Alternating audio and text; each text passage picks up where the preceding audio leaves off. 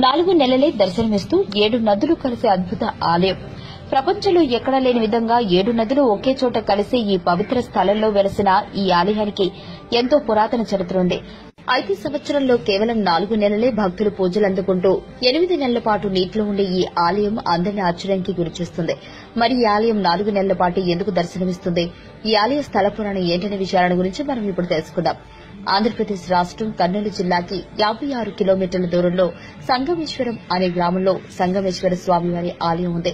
ఇది చాలా పురాతనమైన ఆలయం. ఈ ఆలయం ధర్మరాజు ప్రతిష్టగా పురాణాలు చెబుతున్నాయి. సంగమేశ్వర ఆలయం 7 నదులను కలిసే ప్రదేశం.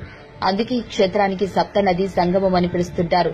ఆలయ పురాణానికి వస్తే పూర్వం ఈ ప్రాంతంలో దక్షయజ్ఞం జరిగిందని, ఆ సమయంలో దక్షుడు తన భార్యను అవమానించడంతో ఆమె యజ్ఞవాటికలో పడి మరణించదని స్థల పురాణం చెబుతుంది. సతీదేవి శరీర నివృత్తి జరిగిన ప్రాంతం కాబట్టి నివృత్తి సంగమేశ్వర ఆలయంగా ప్రసిద్దికెక్కింది.